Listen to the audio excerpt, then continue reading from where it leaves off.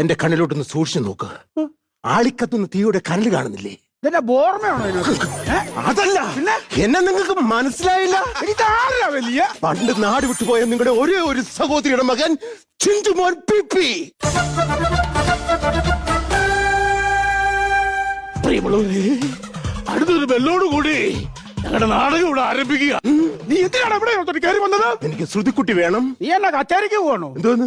തുതിപ്പെട്ടിയൊക്കെ ആട്ടോ. ശ്രുതിപ്പെട്ടിയല്ല, പിന്നെ എന്റെ മുറപ്പണ് ശ്രുതിക്കുട്ടി.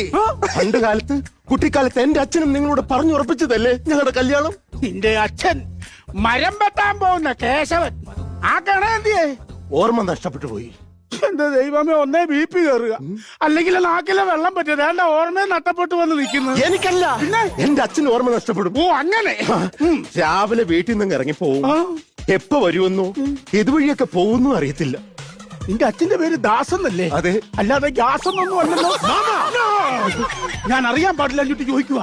എടാ, പണ്ട് നിന്നെയും നിന്റെ കുടുംബത്തിനെയും പടിയടച്ച് പാത്രം കഴുകി വെച്ച് ഇറക്കി വിട്ടതല്ലേ രണ്ടിനെയും? പടിയടച്ച് പിണ്ടം വെച്ചെന്നല്ലേ പറയേണ്ടത്? ഞാൻ പിണ്ടം വെക്കാനുള്ള ചോറുണ്ടായിരുന്ന ഞങ്ങൾ അത്താഴം കഴിച്ചിട്ട് കിടന്നേനെയാണ്. എച്ചത്തരം ഇപ്പോഴും കോട്ടിട്ടുണ്ട് വന്ന് നിൽക്കുവാണല്ലേ? മനഗുണാച്ചന്മാര് ഞങ്ങൾ തറവാടികളാണ്. അത് കറക്റ്റ് ആയിട്ടോ. ഒന്നുകൂടെ പറഞ്ഞേ. മഞ്ഞള മാറി മണമെന്ന കുന്നത്ത് വീട്ടുകാർ ഞങ്ങൾ തറവാടികളാണ്.